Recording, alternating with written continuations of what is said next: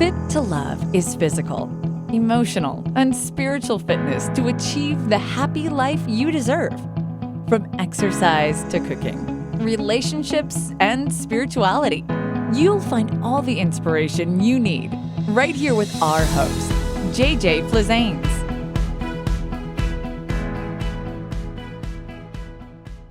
Hello and welcome to Fit to Love Tasty Tuesdays, all about cooking, all about nutrition, and all about you. If there's something you'd like to see on the show, we'd love to hear from you. Please send us an email at info@invisiblefitness.com. Enjoy the show. Today's show, roasted chestnut soup. I wanted to scramble and bring this video to you as soon as possible since it's that time of year where chestnuts are being used in recipes. I personally only use chestnuts in one recipe for Thanksgiving that I learned from my mother for a very traditional ethnic kind of rice stuffing that we have at Thanksgiving time. So when I had this soup at an event up in wine country last weekend, at first I didn't know what it was, and then the chef came over and he said, "Have you ever had roasted chestnut soup before?" And my eyes lit up because I said, "That's what this is? It's so amazing." And I literally had 2 servings of it. They were little servings. And then of course I asked him, I said, "I have a show. Can I please feature this recipe on the show? I'd love to share it with people." And here's why. Chef Charlie told me what's in this recipe, and I definitely think you want to connect with him on Facebook. He's got some recipes there too. Atascadero Catering is where you can find him to hire him for events. So Chef Charlie, thank you again for letting me share this recipe with my audience. Why I love this roasted chestnut soup is for a couple different reasons. It tastes a little bit, if you don't know what it is, like gravy. And that's the first thing I thought about. So this recipe can be made into a vegan gravy that you can put on mashed potatoes or in anything that you want to. Dip it with bread. But I'm going to use chicken stock because that's what he used and that's what I'm going to prefer. But if you use vegetable stock, you instantly transform this dish, which is super easy, into a vegan dish that can give you that meaty flavor that you might miss without the meat. So let's get started. So we're gonna base this recipe on 1 pound of chestnuts. And if you wanna make more, then you're gonna take the recipe and double or triple it based on how many chestnuts you want to use. Chestnuts usually come as a regular nut with the shell on them, and they're going to need to be roasted. That is one way that you can buy them. And if you can only find them this way, I will show you how to do it. We actually have some in the oven right now.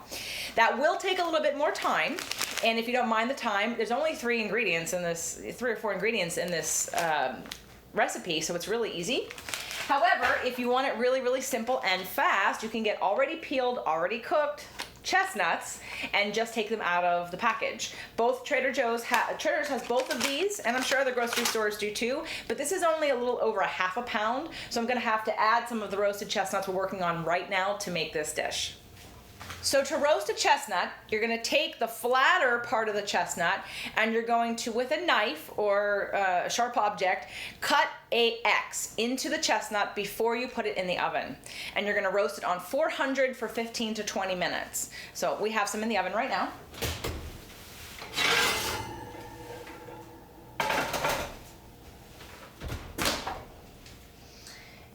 And as you can see, as they roast, they're gonna split open even more, making it easier to peel, but they're really hot. So first, I'm gonna open up my prepackaged, already cooked, already peeled chestnuts, which are super easy. And if that's what you're gonna use, just get 2 packages to start.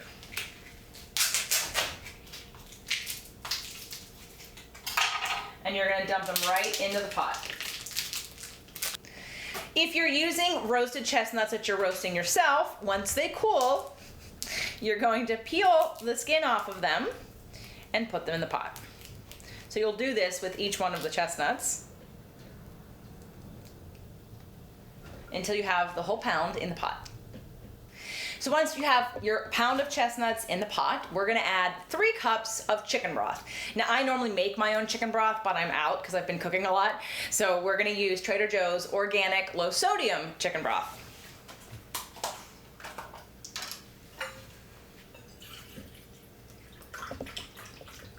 And I would recommend low sodium anyway for both if you're gonna buy your own broth, but really making it's really easy. all you need to do once you roast a chicken, which we've already done in the show, so find the Tasty Tuesday where we roasted the chicken. After you take all the meat off the chicken, you're gonna take the whole carcass, all the bones, stick it in a pot, fill it with water, and boil it. And the longer you boil it, the more minerals come out of the bones. It's actually called mineral broth, and it's really good for rebuilding cartilage and for helping with bone density. So just cook that chicken bones down. You can put the skins in there. If you had any flavors or seasonings on there, leave them there and just cook it down. And then once it cools, you strain it and store it. I freeze mine and put them in the refrigerator in the garage, or in the freezer, and then use it when necessary. But like I said, I'm out. So we're not gonna do a show on how to make your own chicken broth because it's super easy. Just put it in a pot, fill it with water, let it boil down. I'd say about 3 hours would be a good place to start. If you want true bone broth, you're gonna need to cook it maybe in a crock pot for about 8 hours. So we're gonna turn our burner on medium and we're gonna cook down the chestnuts until they're really soft, which is gonna take about 20 to 30 minutes. In the meantime, we're gonna add some fresh cut sage. Now for this 1 pound of chestnuts to 3 cups of chicken broth, and again, if you wanna make this a vegan gravy, just use vegetable broth. I'm gonna cut up a few leaves of sage.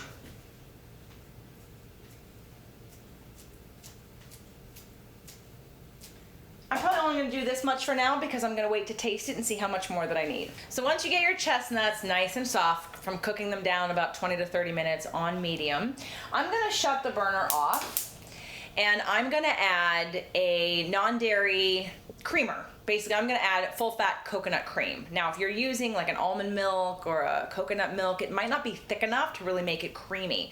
So I'm gonna recommend that you use extra thick and rich coconut cream.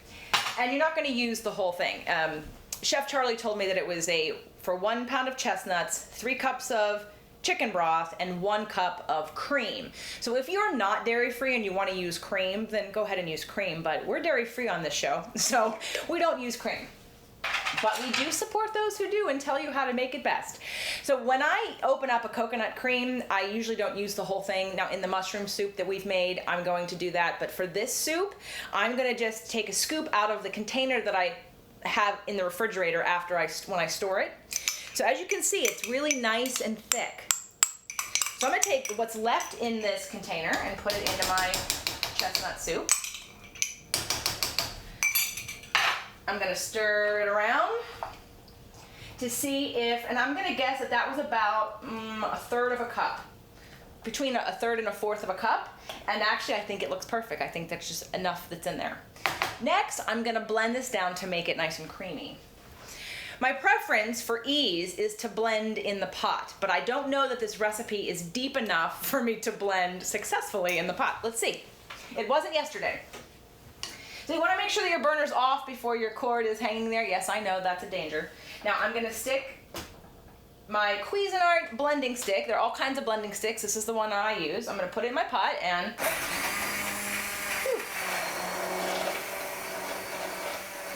I'm going to blend this down, puree it until it's nice and smooth. Once you've blended down your chestnut soup and checked out its consistency, if you've put too much of your coconut cream in there, then you can let it cook down a little bit more to thicken it up. I think this was perfect.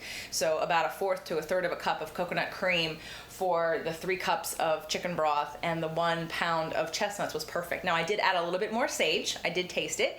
And you're gonna start by adding about a teaspoon of salt. The finer the salt is, the smaller the granules, the more salty it tastes. Like the bigger, thicker pieces are going to not be as salty. And so I've gotten used to the difference between the two. So I started out with about a teaspoon of pink Himalayan salt. Pink Himalayan salt has a really unique flavor. I love it, and it's got about 84 minerals and trace elements in it, so it actually is better quality salt for your body than, you know, the kind that you get at the store that's really bleached down to white fine crystals. So look for a high mineral salt to use. Not only will it taste better, but it'll be better for you. And then Chef Charlie told me that he used white pepper in the recipe, which I agree probably would be great and better, and I tasted his and it was amazing. But I don't have white pepper, so I'm gonna use just regular crushed black pepper, and I used about a teaspoon of that as well. I stirred it up. You want it salt to taste it and see if you like it. If you do, then you're done. And if you don't, then keep playing with the spices until you do. And if you need to cook it down a little bit more, do that. And the other thing I'm going to mention is that because yesterday I made this to test it out before we filmed today, and I wanted to blend it with the blending stick, but for some reason there wasn't enough in the pot, so it splattered everywhere. So the next choice, if that happens to you, if it's not deep enough, if you're not going to make more than the 1 pound of chestnuts, is to use your Vitamixer or your Magic Bullet or your NutriBullet and blend it. So just transfer it all back into whatever unit you're using and then blend it, and it'll come out just as creamy. The Fit to Love podcast show offers you 6 days a week of helpful content to achieve the happy life you deserve. Movement Mondays and Tasty Tuesdays are weekly video casts, while Wellness Wednesdays, Thoughtful Thursdays, Freedom Fridays, and Sexy Saturdays are audio-only shows themed every week to address your holistic life and needs. If the show inspired you, we would love for you to share it and subscribe. Thank you so much for joining us today. Head on over to fittolove.tv for recaps of every show, resources, and to join the community.